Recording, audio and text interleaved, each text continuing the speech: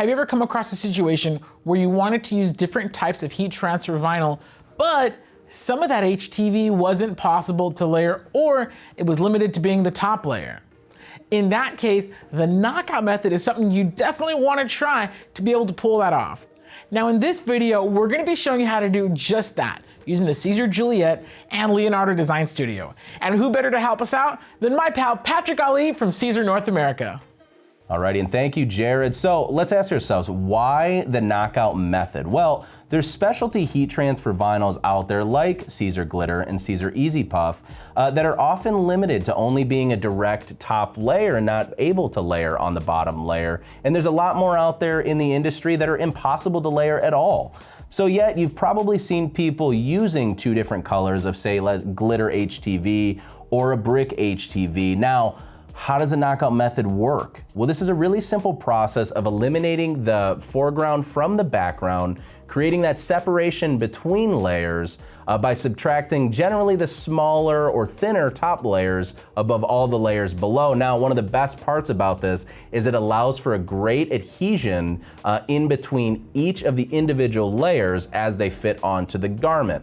So you can also use this method with standard lines of HTV, which will help to allow your designs made just feel a little bit thinner and less hand on the fabric that it's applied to. So the process is pretty simple.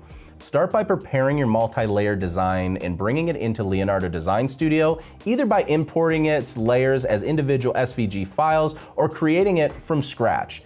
Set the largest layer orders to the bottom and then click the front layer to build contours. Designate an offset amount of around 0.050 or more, then hit apply. So then you're gonna move the original version of the layer aside and center the largest and your new offset layer together and group them with the same color, leaving the colors alone for the other layers. Now, as a bonus tip, the latest version of Leonardo Design Studio now has weld tools that only simplify the knockout method even more. Remove Front is going to use the front layer as a stencil and cut out a shape of the back layer while also removing the front layer. Stamp is going to use that front layer as a stencil to cut out the back layer, but it's going to leave the front layer intact.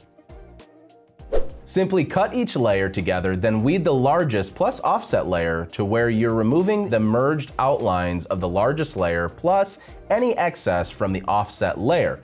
You'll now be able to fit the original layer that you've offset from the original design.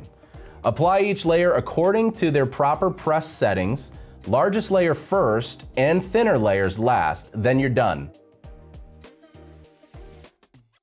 All right, so now you've knocked out the knockout method. So be sure to continue to reference the layerability notes of all Siser HTVs, as some will still have to be the last layer regardless, just like an EasyPuff. Make sure to visit heatpressnation.com to browse their Siser catalog. Until next time, I'm Patrick Ali. We'll see you guys. Bye-bye.